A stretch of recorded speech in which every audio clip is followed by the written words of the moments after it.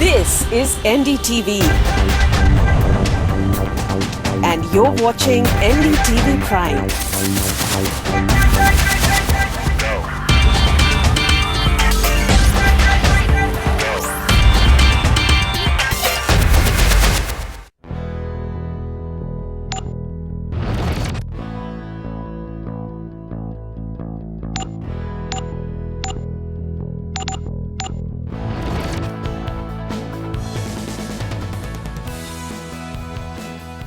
Language isn't, of course, only a means of communication. It's often key to how we think, how we learn. It's almost a cliche now to talk about India's great cultural and language diversity as a result. But what are we doing about it? How are we leveraging it? And of course, like so many of you have been writing in to say, how about talking a little about our pursuit of English? That's what we're looking at today, a very special panel with me. Let me get onto it right away and introduce them. Dr. James Simpson with us, author and editor. Alison Barrett, she's Global Head English for Education Systems at British Council. Ajit Mohanty, Chief Advisor of the National Multilingual Education Resort Consortium at JNU. And Usama Manzar, who is a social entrepreneur, author and speaker. Thanks so much for taking our time to speak to us today. Dr. Simpson, let me start by asking you. Now, we've got the 2001 census for India identified over 1,600 what it described as mother tongues, grouping it into around 120 odd languages. The numbers are rather mind-boggling when you know and the difference. They're not just sort of different dialects, but these are really different, robust languages. Do you believe that we are acknowledging or taking note of our diversity and doing enough to make sure that these traditions, these language traditions, carry on for years and years to come? It's a very good question.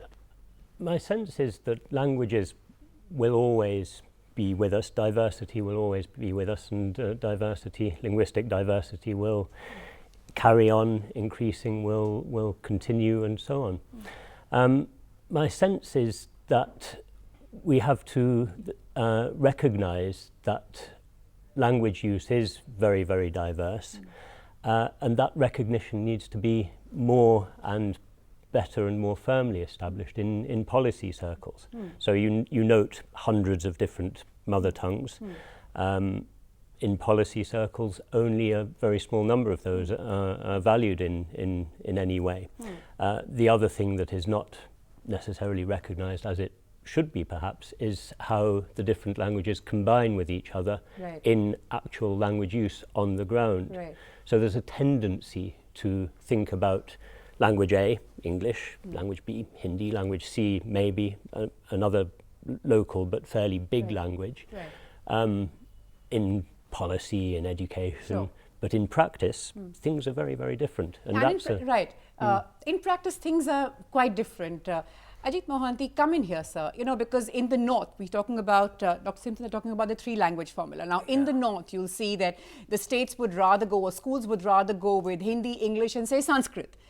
And perhaps they should be learning or thinking about, say, a language from the south. In the south, you'll see that there'll be no Hindi, and they'll do two languages, perhaps regional languages. So there seems to be no consensus.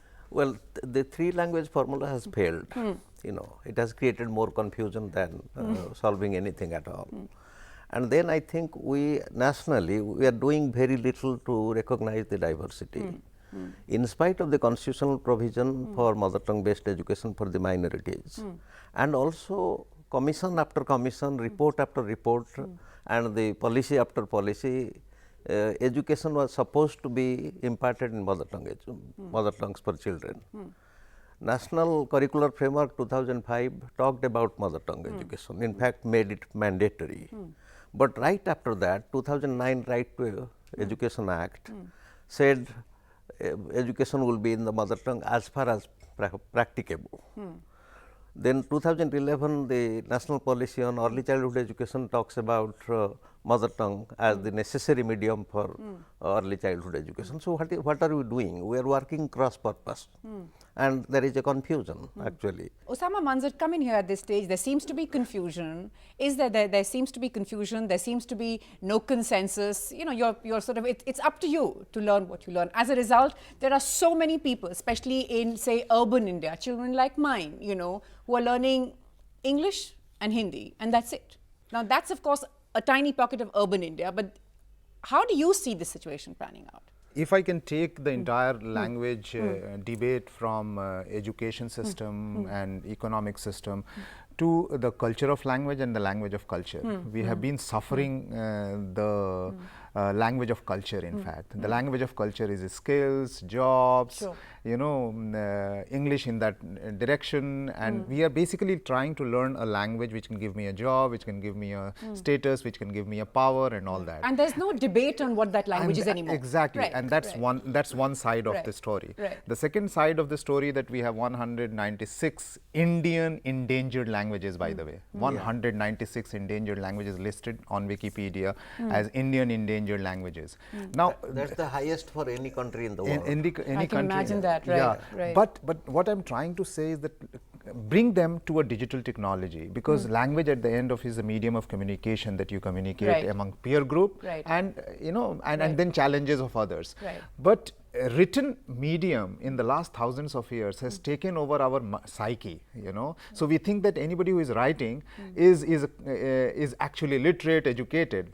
I am extremely educated, but not able to write. That doesn't mean that I'm illiterate. I'm uneducated. Alison, come in here. I'd hoped to sort of bring in English a little later, but there's no getting away from the fact that this is the language that is, or the key means. It's not even seen only as a language. It's a key means for, say, upward mobility, about access, about opportunity in the country, whether I want a good education, whether I want a good job, whether I just want to be cool and speak English. There's just absolutely no getting away with that. How do you see it playing out in a country like India? You're absolutely right. I mean, there's something like 1 in 4 people now globally speak English, and there's a huge groundswell of demand. Parents in India are moving children away from vernacular medium schools and enrolling them in English medium schools because they perceive the potential benefits that could accrue with English that you just mentioned.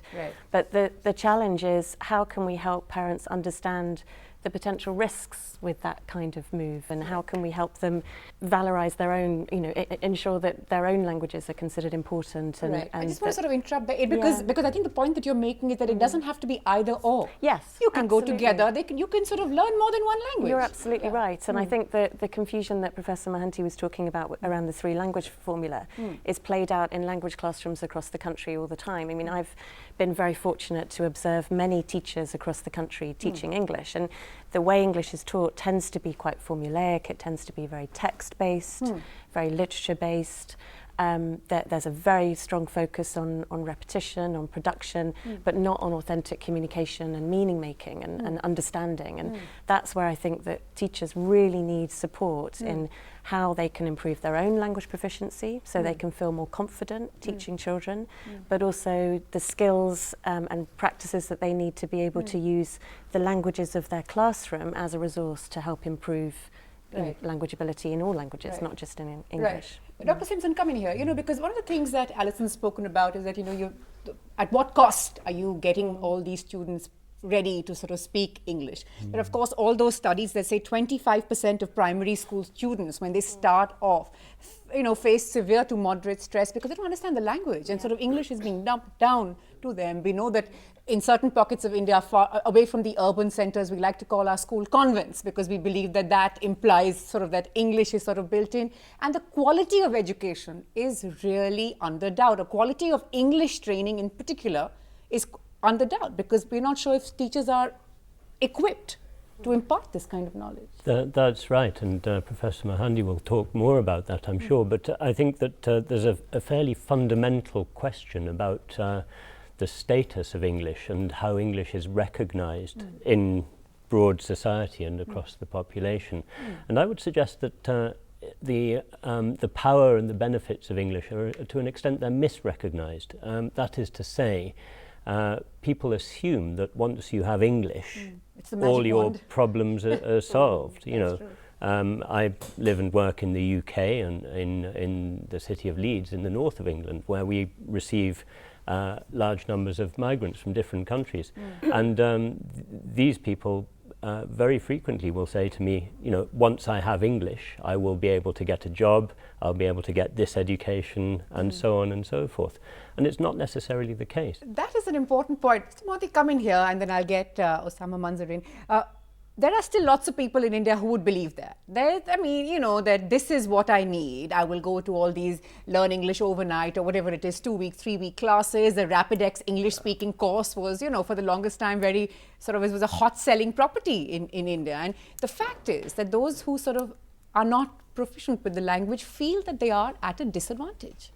Well, actually, what's happening is people believe that English will go for, you know, will cause emancipation, will cause development.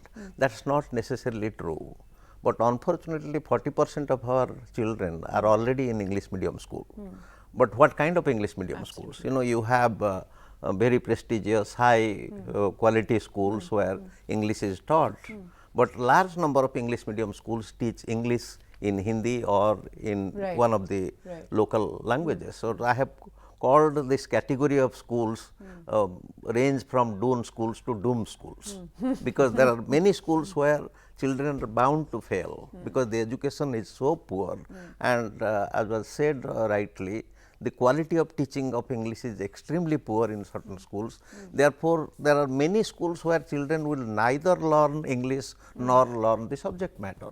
Osama Manzur, but even, you know, despite all that, and that might be the reality check, despite all that, since 2009, there's been a 50% jump in English medium schools in India. This is the government's own data.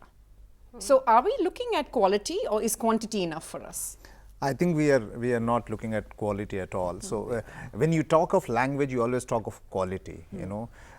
Treat language as a culture, you know. So what English is basically people are learning is because they need a job and they want to look cool. I mean, what you call, but even that one is going to vanish very soon, because all the digital medium is transforming the local languages to just adopt English as a Roman, you know, means to say your own language for from WhatsApp to Facebook to everything. You are just doing Roman as or a keyboard as a Roman means of communicating.